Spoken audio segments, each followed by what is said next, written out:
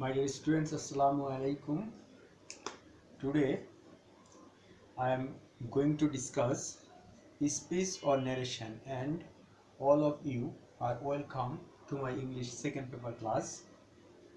Our topic is speech or narration. এর Bengali meaning হলো উক্তি। তাহলে স্পিচ অর ন্যারেশন এর বাংলা অর্থ হলো উক্তি। এখন এই স্পিচ অর ন্যারেশনটা আসলে কি? ন্যারেশন হলো in writing or speech, in writing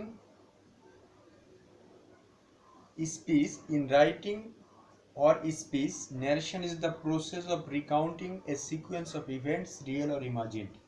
এখন বলছে যে লেখার সময় এই ন্যারেশনটা হলো একটা প্রক্রিয়া, কোনো ঘটনার বর্ণনা করার, যে ঘটনাটা হতে পারে বাস্তব এবং কল্পিত, এবং it is also called storytelling. এটাকে আমরা গল্প বলার একটি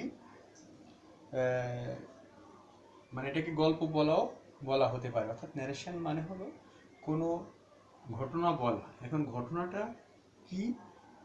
একজন এখানে স্পিকার থাকে এবং একজন লিসেনার থাকে।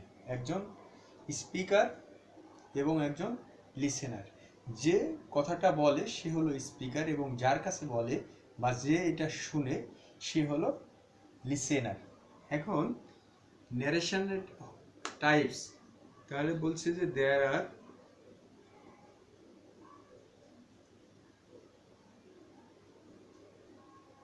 two types of narration.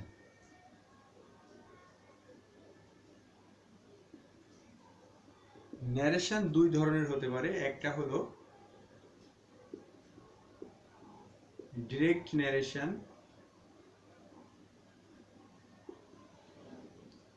অন্যটি হলো ইনডিরেক্ট ন্যারেশন। অনেকে এটাকে আবার ডাইরেক্টও উচ্চারণ করে, আবার ইনডাইরেক্ট উচ্চারণ করতে পারে। তাহলে এটা হলো প্রত্যক্ষ উক্তি। এটা হলো প্রত্যক্ষ উক্তি এবং ইনডিরেক্ট হলো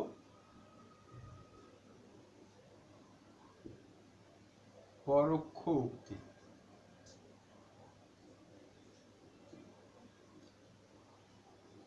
direct narration or indirect narration. এখন ন্যারেশনটা কিসের হবে? ন্যারেশনটা মেইনলি সেন্টেন্সের হবে। এখন কোন সেন্টেন্স? আমরা জানি যে according to meaning sentence is of 5 types, অর্থাৎ assertive sentence, interrogative sentence, imperative sentence, optative sentence and exclamatory sentence. এই যে অ্যাকর্ডিং টু মিনিং, এই মিনিং অনুযায়ী এই ন্যারেশনকে মেইনলি প্রত্যেকটা এই যে সেন্টেন্স আছে অ্যাকর্ডিং টু মিনিং, এই প্রতিটি সেন্টেন্সেরই ন্যারেশন হবে। আমরা ফার্স্টে অ্যাসার্টিভ সেন্টেন্সের একটু রুলসগুলো দেখব, যে অ্যাসার্টিভ সেন্টেন্সে কিভাবে ন্যারেশনটা হয়। তাহলে দেখো, আমরা লিখি অ্যাসার্টিভ সেন্টেন্স।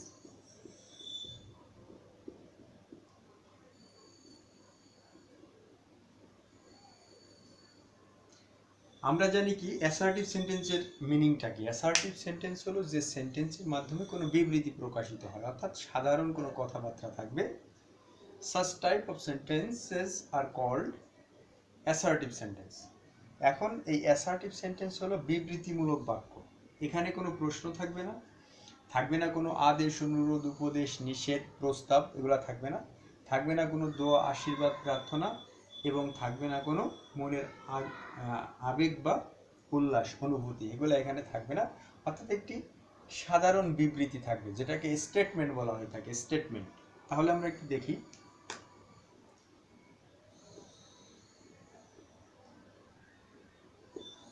হি সেড, সে বলল,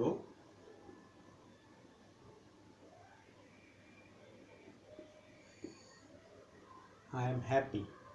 তাহলে এই যে সে বলল আই এম হ্যাপি, এইটা হলো, তাহলে আমরা দেখলাম এটি একটি অ্যাসার্টিভ সেন্টেন্স, কারণ এখানে জাস্ট একটি বিবৃতি প্রকাশিত হয়েছে, যার কারণে এটা হলো একটি অ্যাসার্টিভ সেন্টেন্স। এখন অ্যাসার্টিভ সেন্টেন্সের যদি আমরা ন্যারেশন করি তাহলে কি হয় দেখো, তাহলে সাবজেক্টের জায়গায় রয়ে গেল, এখানে কোনো চেঞ্জ হবে না। যদি সেড থাকে তাহলে সেডই হবে। তাহলে হি সেড, সে বলল, এখানে কমা এবং ইনভার্টেড কমা উঠে যে দ্যাট হবে। আমি তোমাদের বোঝার সুবিধার্থে একটু দিচ্ছি যে কোনটার জন্য কোনটা হয়েছে। এরপরে আমাকে দেখতে হবে, সরি, তোমাদের এখানে একটি বিষয় মনে রাখতে হবে, যে একটা হলো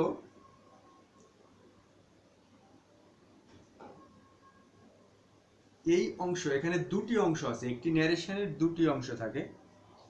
এটা তোমাদের বোঝার জন্য বলছি, নাহলে বুঝতে অসুবিধা হবে। আমি এই জন্য মুছে আবার তোমাদেরকে বোঝানোর চেষ্টা করছি। দেখো, একটি ন্যারেশনের মেইনলি দুটি অংশ থাকবে, অর্থাৎ একটি অংশ থাকবে রিপোর্টেড স্পিচের মধ্যে, একটি অংশকে বলে রিপোর্টেড স্পিচ এবং একটা অংশকে বলে রিপোর্টিং ভার্ব। অর্থাৎ একটি অংশ থাকবে ইনভার্টেড কমার মাঝে এবং একটি অংশ থাকবে ইনভার্টেড কমার আগে বা পরে, অর্থাৎ আগেও থাকতে পারে বা পরেও থাকতে পারে। অর্থাৎ একটি অংশ থাকবে এই ইনভার্টেড কমার মাঝে, যে অংশটা ইনভার্টেড কমার মাঝে থাকে এই অংশটাকে বলা হয় রিপোর্টেড স্পিচ।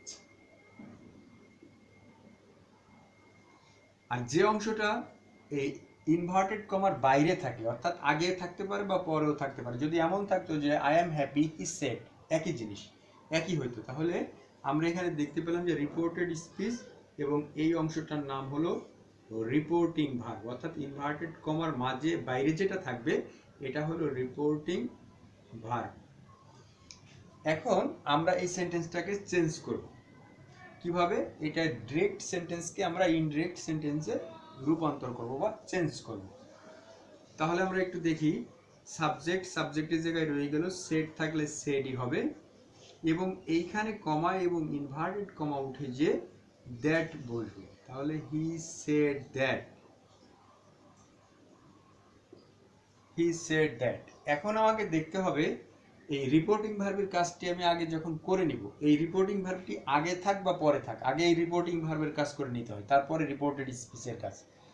এবার আমরা একটু দেখি যে রিপোর্টেড স্পিচের সাবজেক্টের দিকে আমাকে লক্ষ্য রাখতে হবে। রিপোর্টেড স্পিচের সাবজেক্ট এখানে আই, তাহলে আইটা কোন পারসন, এটা ফার্স্ট পারসন। আমরা জানি পারসন তিন প্রকারের হয়, একটা ফার্স্ট পারসন, সেকেন্ড পারসন এবং থার্ড পারসন।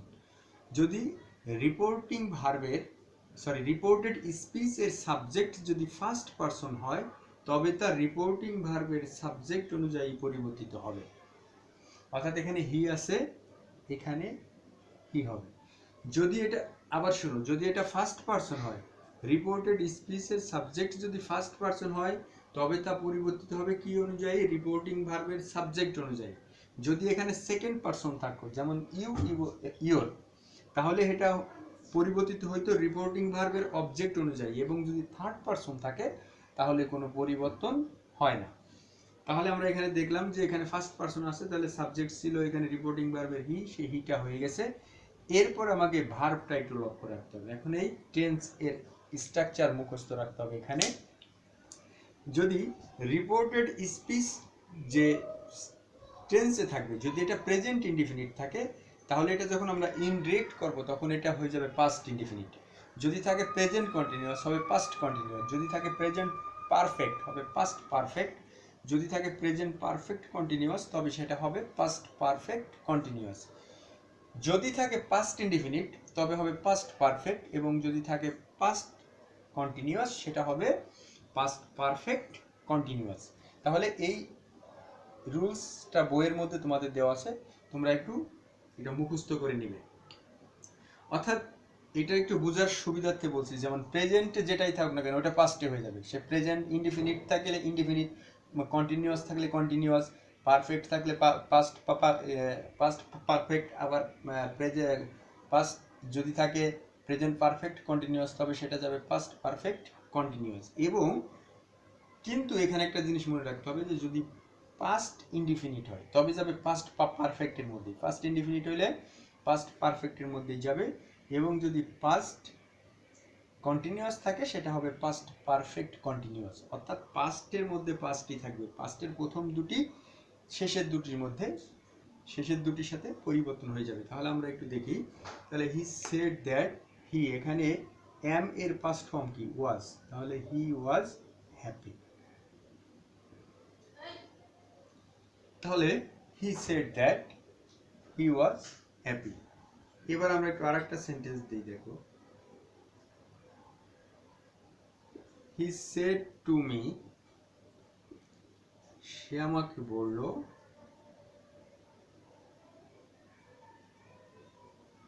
ইউ আর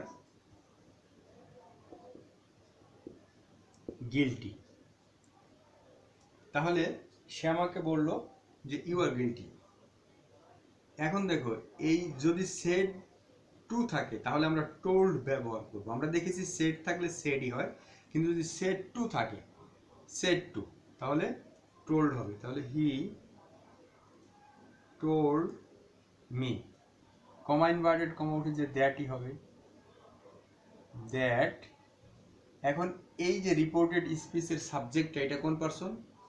এটা হলো সেকেন্ড পারসন। সুতরাং রিপোর্টিং ভার্বের সাবজেক্ট, রিপোর্টেড স্পিচের সাবজেক্ট সেকেন্ড পারসন হলে তবে তার রিপোর্টিং ভার্বের অবজেক্ট অনুযায়ী পরিবর্তিত হবে। এখানে মিটা, মির জন্য আমরা এখানে আই লিখব। তাহলে he told me that I, আর এর past form was, I was guilty,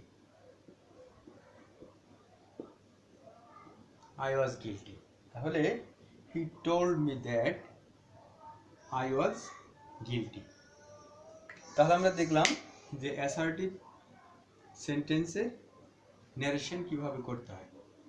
আমি আবার একটু তোমাদেরকে বলছি, তোমরা একটু দেখো। অর্থাৎ অ্যাসার্টিভ সেন্টেন্সে ন্যারেশন করতে গেলে আমাকে কি করতে হবে? দুটি জিনিস এখানে মনে রাখতে হবে, যে একটি ন্যারেশনের দুটি অংশ থাকে, একটা হলো রিপোর্টিং ভার্ব, একটা হলো রিপোর্টেড স্পিচ। যে অংশটা ইনভার্টেড কমার মাঝে থাকবে এটা হলো রিপোর্টেড স্পিচ, এবং যেটা এর আগে বা পরে থাকবে, অর্থাৎ ইনভার্টেড কমার আগে বা পরে যেখানেই থাকুক না কেন, ওই অংশটা হবে আমার রিপোর্টিং ভার্ব। এখন রিপোর্টিং ভার্বের কাজকে আমাকে আগে করে নিতে হবে, সেই কাজটি সেটি পরেই থাকুক বা আগেই থাকুক, আমাকে ওই রিপোর্টিং ভার্বের কাজটি আগে করে নিতে হবে। তারপরে আমরা সেটা করেছি, যেমন হি সেড, এখানে কমা ইনভার্টেড কমা উঠে যে দ্যাট বসে, এবং তারপরে এটা যেহেতু প্রেজেন্ট ইনডিফিনিট ছিল, এটা জাস্ট পাস্ট ইনডিফিনিটে হয়ে গেছে। ঠিক একইভাবে কিন্তু সেড টু যদি থাকে তাহলে আমরা এখানে টোল্ড ব্যবহার করব। আমরা অবশ্যই এখানে সেড ব্যবহার করব না, এখানে টোল্ড ব্যবহার করব।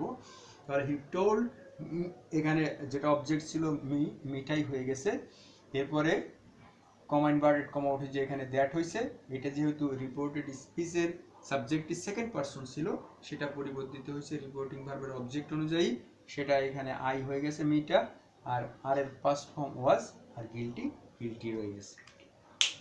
এখন আমরা দেখলাম যে সাবজেক্ট যদি ফার্স্ট পারসন এবং সেকেন্ড পারসন হয় তাহলে এইভাবে হবে, কিন্তু যদি থার্ড পারসন হয়,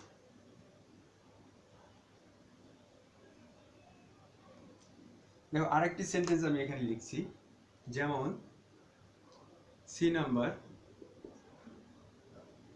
he said, comma inverted comma দিয়ে, it is a long story.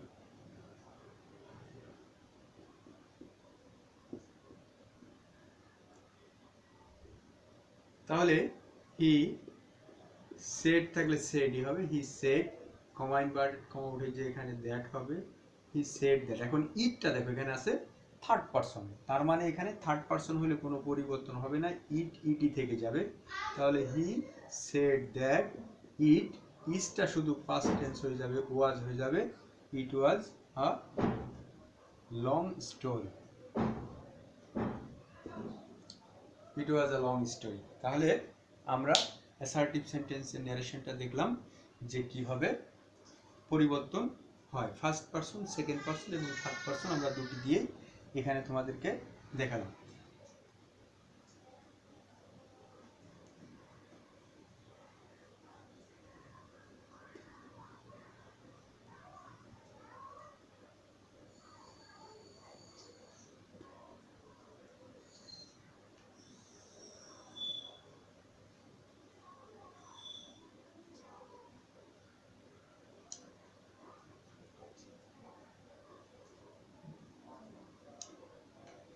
এবার একটু আমি ইন্ট্রোগেটিভ সেন্টেন্স দেখাবো তোমাদের। ইন্ট্রোগেটিভ,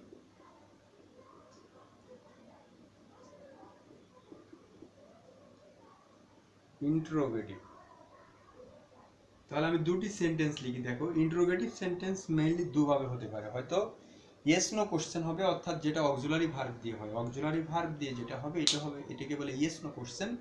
এবং আরেকটা আছে ডব্লিউএস কোশ্চেন, অর্থাৎ হু, হোয়াট, হোয়াই, হাউ, হোয়ার, এই ধরনের ওয়ার্ড দিয়ে যেগুলো হবে এটাকে বলে ডব্লিউএস কোশ্চেন। তাহলে আমরা একটু দেখি, দেখো। He said to me,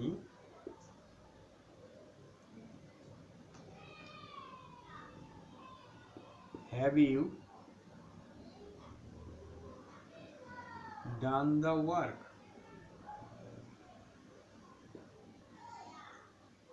have you done the work? তাহলে এখানে দেখো, এটা এই হ্যাভ দিয়ে শুরু হয়েছে, হ্যাভ দিয়ে শুরু হওয়া মানে এটা হলো অক্সিলারি ভার্ব দিয়ে, অর্থাৎ ইয়েস নো কোশ্চেন। এরপর আমরা একটু বি নাম্বার আর একটা সেন্টেন্স লিখি, দেখো। হি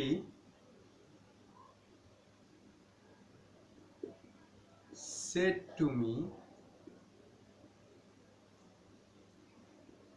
why are you crying? তুমি কেন কান্না করছো? তাহলে আমরা এখানে দুটি সেন্টেন্স দেখলাম, একটি হলো ডব্লিউএস কোশ্চেন দিয়ে এবং একটি হলো অক্সিলারি ভার্ব দিয়ে, অর্থাৎ ডব্লিউএস কোশ্চেন এবং ইয়েস নো কোশ্চেন। এখন এই ইন্ট্রোগেটিভ সেন্টেন্সের ক্ষেত্রে সেড বা সেড টু এর পরিবর্তে আস্কড হবে। হি আস্কড মি, সে আমাকে জিজ্ঞাসা করলো, হি আস্কড মি। এখন এইখানে একটু লক্ষ্য রাখতে হবে যে রিপোর্টেড স্পিচ এর যেটা আমাদের রিপোর্টেড স্পিচ, এই রিপোর্টেড স্পিচটি যদি অর্থাৎ ইয়েস নো কোশ্চেন থাকে, অর্থাৎ অক্সিলারি ভার্ব দিয়ে শুরু হয়, তাহলে কমা এবং ইনভার্টেড কমা উঠে যে ইফ বলবে। ইফ কমা ইনভার্টেড কমা উঠে যে ইফ বলবে যদি রিপোর্টেড স্পিচটি যদি ডব্লিউএস কোশ্চেন না হয়ে শুধু ইয়েস নো কোশ্চেন হয়, ইয়েস নো কোশ্চেন। এবং ইয়েস নো কোশ্চেন কিভাবে হয়? অক্সিলারি ভার্ব দিয়ে হয়। অক্সিলারি ভার্ব মানে কি? যেমন am, is, are, was, were, have, has, had. তারপরে মডেল অক্সিলারিজ আছে যেগুলো can, could, may, might, shall, should, will, would, ought to, need, dare, must, এগুলো হলো মডেল অক্সিলারিজ। অর্থাৎ যে কোনো, তারপরে আমাদের ডু, ডাজ, ডিডও যদি হয়, ডু ভার্ব যেগুলো আর কি, হ্যাভ ভার্ব, ডু ভার্ব, এগুলা সবই অক্সিলারি ভার্বের মধ্যে যাবে। তাহলে আমরা কি করব? এই অক্সিলারি ভার্ব দিয়ে শুরু হলে কমা এবং ইনভার্টেড কমা পরিবর্তে আমরা ইফ ব্যবহার করব। এরপরে দেখো এখানে সাবজেক্ট হলো ইউ, কোন পারসন? ওই অ্যাসার্টিভের রুলসটা মনে করো, সেকেন্ড পারসন। তাহলে সেকেন্ড পারসন হলে অবজেক্ট অনুযায়ী পরিবর্তিত হবে রিপোর্টিং ভার্বের, তাহলে মিটা এখন আই হয়ে যাবে। তাহলে he asked me if I, এখন এখানে এটা have you done the work, এটা প্রেজেন্ট পারফেক্ট, তাহলে এটা হবে পাস্ট পারফেক্ট, তাহলে হ্যাভটা এখন হ্যাড হয়ে যাবে। তাহলে if I had done the work, তাহলে he asked me if I had done the work. পরেরটা একইভাবে হবে, শুধু যদি ডব্লিউএস কোশ্চেন দিয়ে শুরু হয়, ডব্লিউএস কোশ্চেন হলে ইফ বসবে না, ইফ বসবে না, শুধু ডব্লিউএস কোশ্চেন যেটা থাকবে সেটাই হয়ে যাবে। যেমন হি আস্কড মি, সে আমাকে জিজ্ঞাসা করলো। এখন এখানে এই যে এটার জন্য কিছুই হয়নি, এই কমা ইনভার্টেডের জন্য কিছু হয়নি, এটা আমি কেটে দিলাম। তাহলে হোয়াই, এখানে ইউ আছে, ইউটা সেকেন্ড পারসন, তাহলে অবজেক্ট অনুযায়ী হবে। তাহলে হোয়াই আই, আর এর past form was, why I was crying. তাহলে he asked me why I was crying. তাহলে তোমরা দেখতে পারলে যে কিভাবে অ্যাসার্টিভ এবং ইন্টারোগেটিভ সেন্টেন্সের ন্যারেশনটা হয়ে থাকে। এইখানে কয়েকটি মানে সবচেয়ে গুরুত্বপূর্ণ যেটা, সেটা হলো যে প্রত্যেকটি ন্যারেশনের ক্ষেত্রে তোমাকে মনে রাখতে হবে কি, যে আমি সেড বা সেড টু উঠে যে আমি কি, এখানে সেড বা সেড টু এর পরিবর্তে কি হবে, কমা ইনভার্টেড কমা উঠে যে কি হবে, এবং ইনভার্ট এসে আমাদের রিপোর্টেড স্পিচের মধ্যে যে সেন্টেন্সটি আছে, সেন্টেন্সটি কোন টেন্সে এবং সেটা কোন টেন্সে রূপান্তর হবে। এই তিনটি জিনিস মেইনলি তোমরা এখানে মনে রাখবা, তাহলে তোমাদের জন্য ন্যারেশনটা সহজ হয়ে যাবে। সো ডিয়ার স্টুডেন্টস, আজকের জন্য আমি তোমাদের দুটি রুলস দিলাম। I think it will be more helpful for you and you must practice more and more. So thank you for today.